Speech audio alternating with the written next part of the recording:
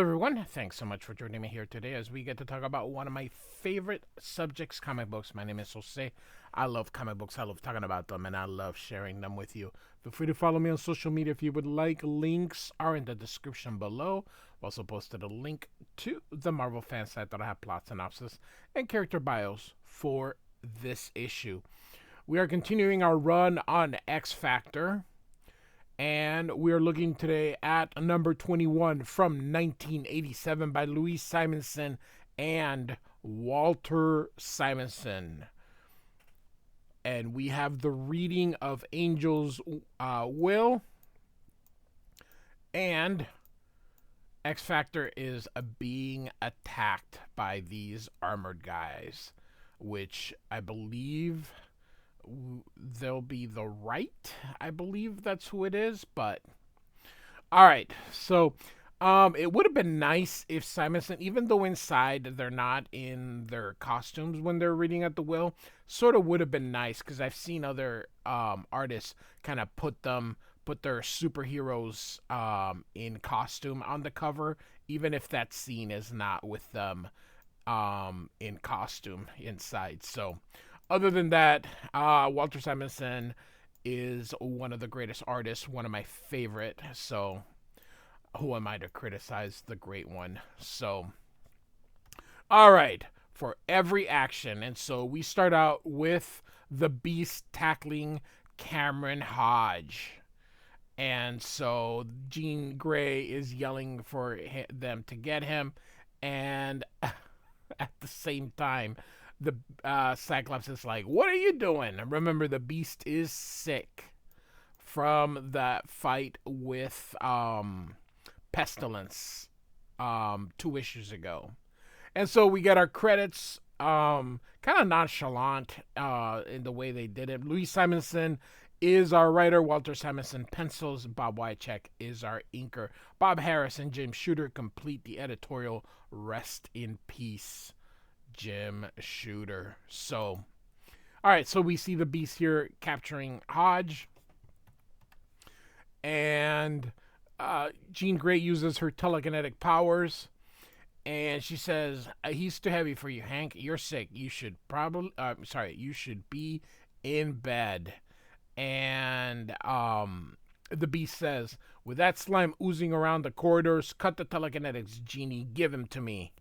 And so Scott Summers, Cyclops, asks, what are you doing here, Hodge?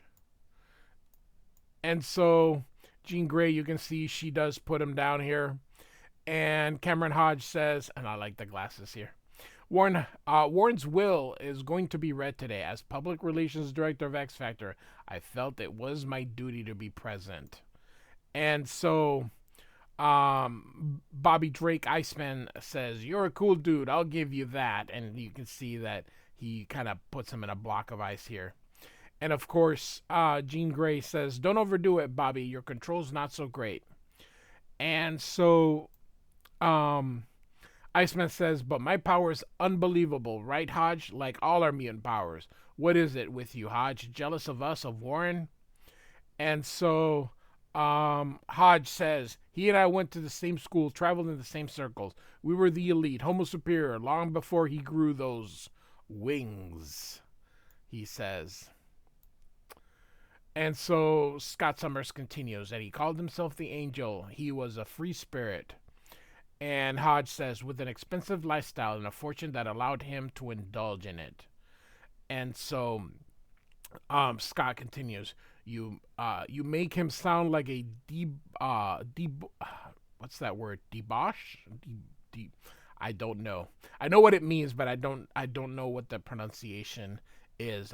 Jet Setter. He wasn't like that. He lost his wings and his life. And Hodge says, killed himself, you mean? Surely you don't blame me for that. Now, that just happened to be a happy coincidence because Hodge really did have nothing to do with that. And so Cyclops continues here staring at him and continues here. He was your friend, yet you devised that perfidious ad campaign suggesting that all mutants are dangerous and should be dealt with permanently. And Hodge kind of looking disinterested. Because of that campaign, people believed you were human. When a mutant went out of control, they called you for help. This complex is filled with mutants you've rescued. Scott, it worked. And Scott says, worked. In these few short months, it created a climate of paranoia. And he goes, paranoia? You're the paranoids. You all agreed to my proposals.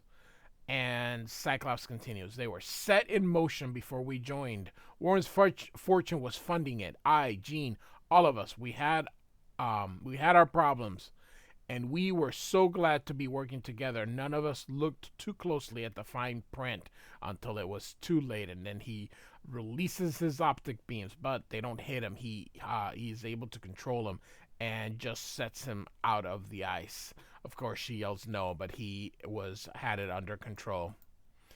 And so he says, "What about the Phoenix hologram, Hodge?"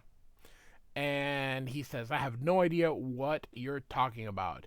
You persist in having these fantasies, Scotts. Perhaps you should seek professional help." So, real quick, and I do have an X Factor playlist if you would like to check it out.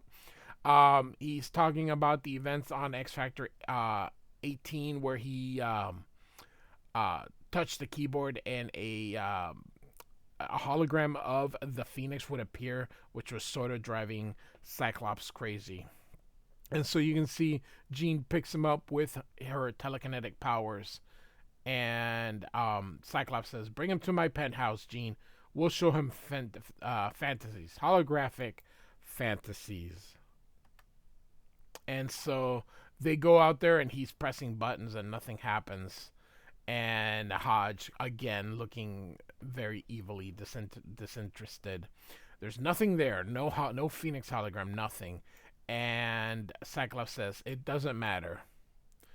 And so Hodge says, "Well, at least it's settled now. I feel that in Warren's honor at the reading of the will, it would be more appropriate to wear your X Factor uniforms to show solidarity with his beliefs, what he was trying to accomplish." And Cyclops says, "You haven't been listening, have you, Hodge? Well, listen to this. We here at X Factor are less than pleased with your recent advertising campaign. We feel that it has increased the anti-mutant sentiment prevalent in this country. The time has come for us to seek a public relations firm that has mutant interests at heart. We will no longer allow you to use Warren's money to fuel your campaign of bigotry and hatred. Go, clean out your desk and get out," says Cyclops. Meanwhile, Hodge is looking back here, but we're going to see some stuff here happening that is going to turn this inside out. As I mentioned before, just to give a quick recap, X Factor was formed when they discovered Jean Grey was not dead. Cyclops had just left the X-Men. He ended up leaving his wife and kids, joined X Factor, and during the mutant massacre, Angel was heavily injured, and then in issue 15 was his apparent suicide. And so here is Caliban. He says he heard the shouting. They said they were discussing Hodge's future. He says he would like to help, but his powers is to find other mutants, and his power is worthless in battles here. And so this is going to play a part in upcoming. So Louise Simonson is setting up a future story with this happening here. And so you can see Caliban saying he was useless to help, helpless, wasn't able to help the Morlocks here. He needs power, needs revenge. And so you can see that one of them says, "Hey pal, lighten up." Oh, that was Iceman. "Back when I was a kid, my old teacher, Professor Xavier, insisted we learn unarmed combat. Want me to teach you some moves?" And Caliban, of course, says he would be grateful. And so the Beast kind of jumps out of the way here, and Jean and Scott are going to have a talk, and she says, "What are we going to do?" And he says, it's a question we ask a lot and never seem to get around answering. Jean, do you want to disband? And she's like, no.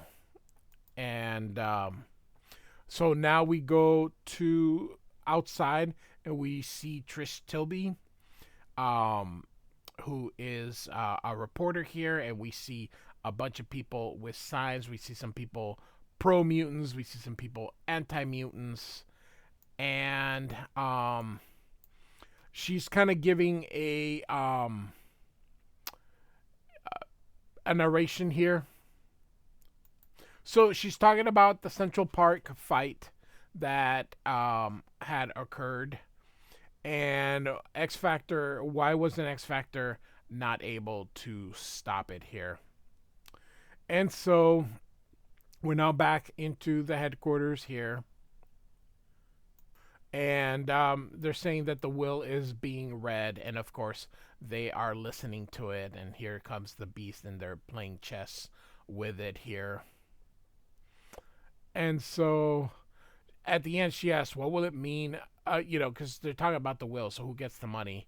What will it mean for X Factor? And Richter says, "What will it mean?" And Rusty says, "Nothing." And Skid says, "Angel told Gene he was going to leave X Factor his money." And B says, "The big difference is that Warren isn't with us anymore." And Richter says, "But we'll be in. Cameron Hodge will be out, right?" And here the Beast playing chess here. "If I were you kids, I'd quit worrying about what you can't help and deal with what you can." By the way, here was little Artie. And Richter says, "Good move, Hank. There goes our queen's rook." And Skids is like, "Hey, you're supposed to be, it's supposed to be us against him. So, all right." And so we'll just keep going as they are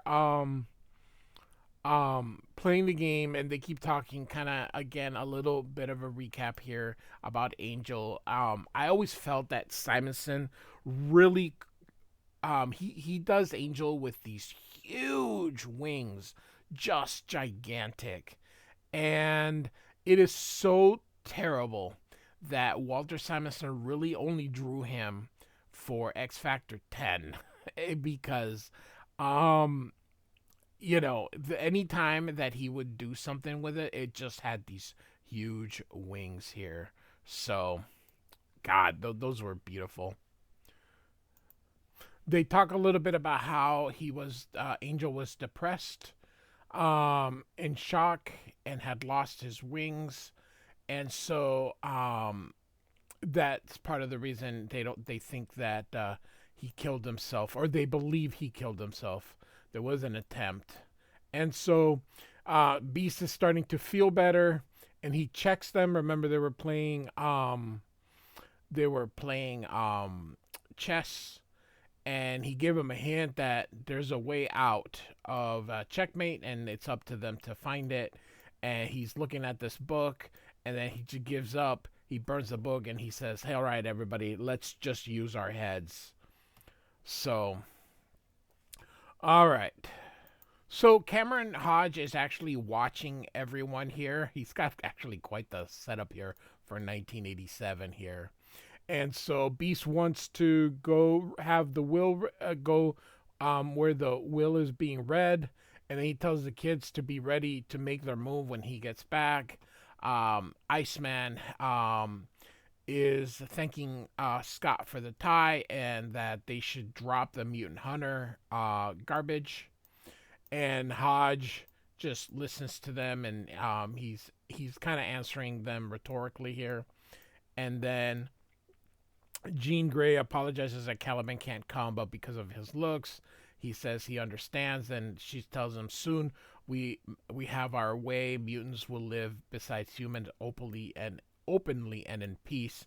Hodge picks up the phone, and he says, "Ready, provisional plans Beta and Tau. Our mutant heroes are about to receive some bad news. If they get out of line, we may find it necessary to discredit them."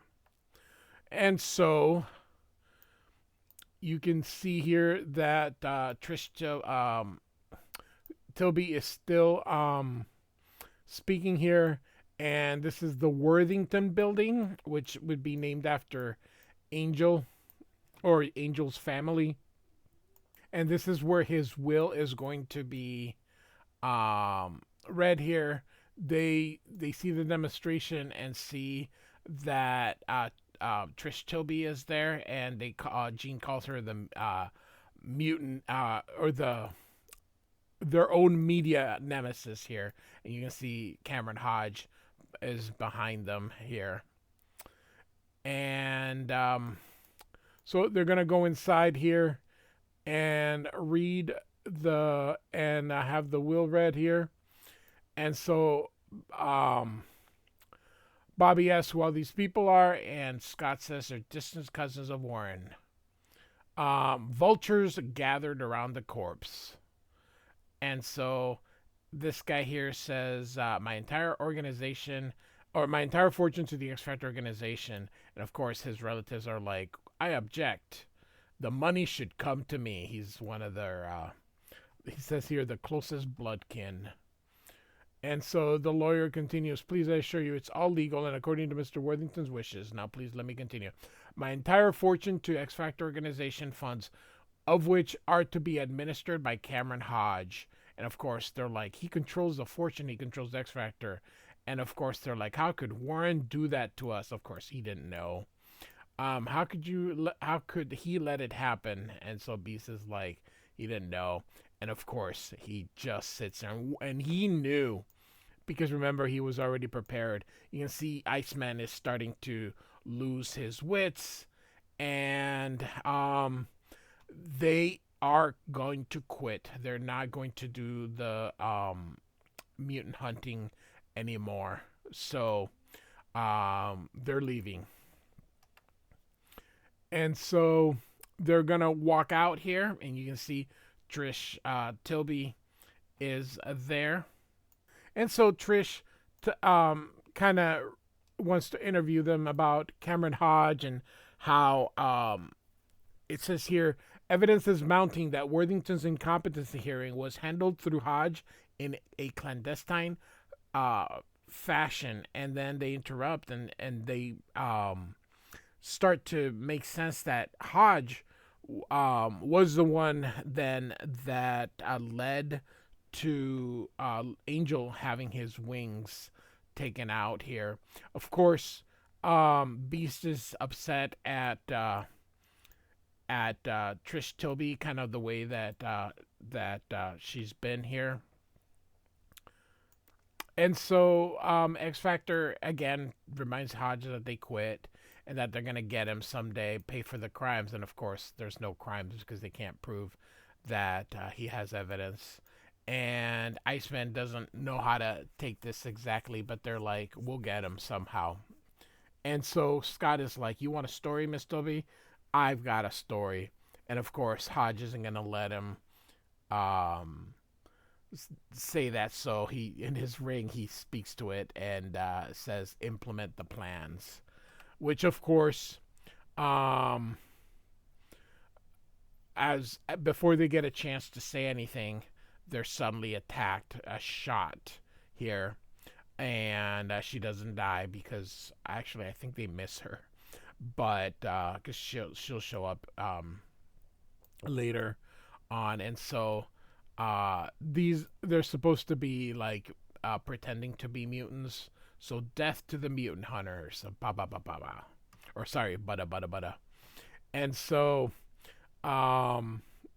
he grabs Jean out of the way here, and of course they're like, power to the mutants, death to the humans. So they are pretending to be mutants, but of course, you know, she's like, they're not mutants, but of course people are never going to remember that, even though they're not using any mutant powers here. And so they continue shooting, and Jean Grey's like, we gotta do something. And so she throws up a telekinetic, kind of like a force field here. And Iceman turns, and they all saw it here. And so the jig is up, apparently. Cyclops tells Jean to open a hole. He's going to use his optic beam. Keep in mind that they're recording this. And he uses his beams to shoot and gets this guy in the arm here. And they run away and says, mission accomplished, pull out. I wonder whose idea was it to do this big smiley face, because it's so cool. And so our villains leave.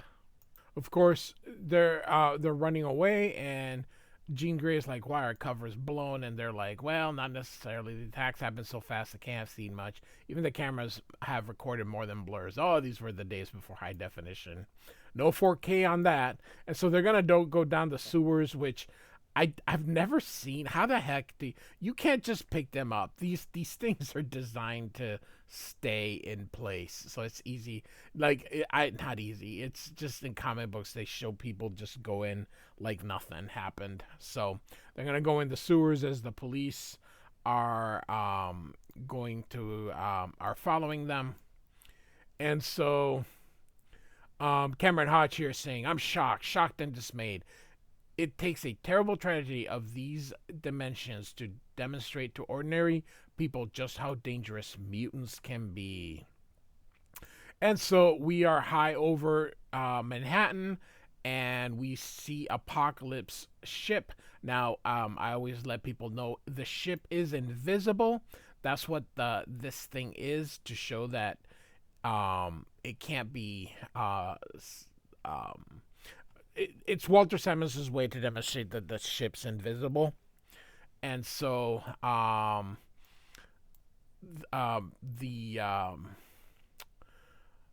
almost said the Brotherhood. The Four Horsemen, thank you. Well, 3 at this time, are watching the news here of Cameron Hodge, and he continues here near neither friend nor neighbor nor brother nor teacher. And of course, Apocalypse says, excellent. A human of rare conviction, of narrow passions, of poisonous hatred, an adversary worth to test the strength of our kind. And you, Death, are you ready? You have been given a precious gift, my 4th horseman. You have been given power, but you have but to learn to use it. So this is technically the first appearance of Death, which will be, of course, you all know who this is, but maybe more of a cameo here. But we, the reader has always assumed that it is who it is, but the Simonsons, Louise Simonson, keeps things very tight for that big reveal here. And so Cameron Hodge continues, look around you. Look to the skies. Fear everyone, for none of you is safe. Anyone may turn on you, attack like this. Anyone may be a mutant. And Apocalypse laughs. So the kids are watching this, and suddenly something happens here. You can see that he drops the board here, and they're going to go to the tunnels because they assume that that's where they're going to be coming from. So they're going to open up the Morlock tunnels. But when they do, mutant scum, you are ours. And we have what's going to be the right. I don't think they're called the right yet, but here they come. And so Skids just yells no. Next, Boom Boom returns. The right makes their move. Okay, yeah, so they are called the right. And X Factor's young charges learn the meaning of terror. If I should die, not to be missed. So X Factor number 21 by Louise Simonson, Walter Simonson with Bob Wiacek. Like and subscribe. I do thank you so much for listening. Goodbye.